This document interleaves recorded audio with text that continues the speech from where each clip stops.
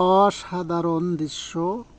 নতুন একটি ফুলের নাম জানি না, আমাদের ছাদে দেখা গিয়েছে। সুন্দর দৃশ্য, অনেক দিন এই ধরনের দৃশ্য দেখা যায় না। যাই হোক, দেখানোর উদ্দেশ্য হলো এক গাছে 3 রকমের কুল বা বড়ই হয়েছে।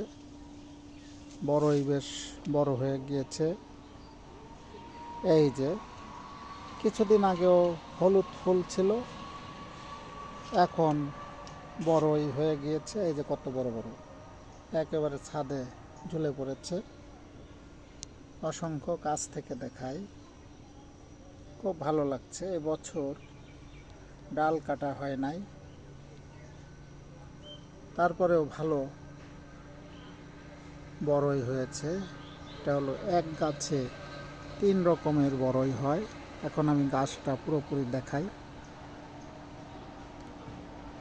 দোতলা 3 তলা সমান গাছে,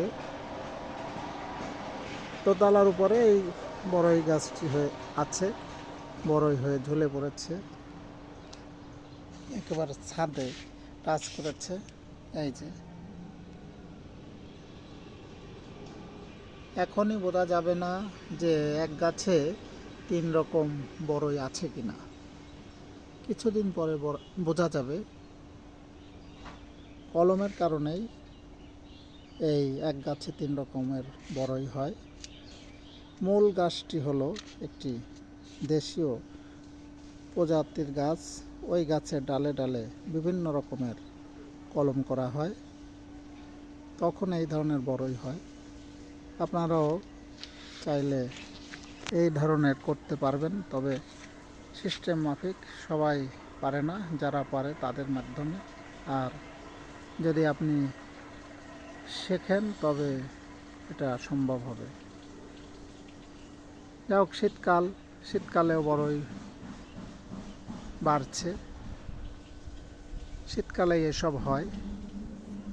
ওই যে দূরে দেখা যাচ্ছে নারকেল, নারকেল বা ডাব। এবছর নারকেল বা ডাব ভালো হয়েছে বলা যায়, তবে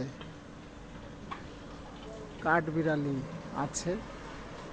মাঝে মাঝে কাঠবিড়ালি এসে এই সব নারকেলগুলো নষ্ট করে, ফুটো করে। এই হলো সমস্যা। যাই হোক, এখানের ভিউটা খুব চমৎকার, ভালো লাগছে।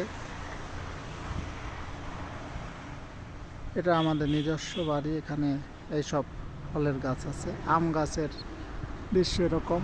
আম হওয়ার এখনো বহু দেরি, শীতকাল চলছে, এখন বড়ই হচ্ছে।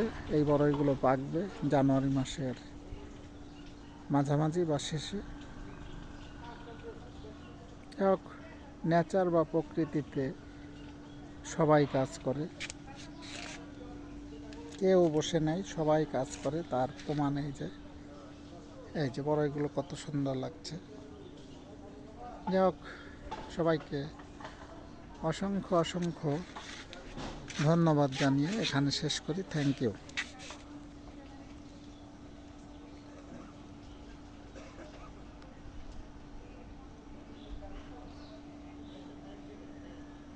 ধন্যবাদ।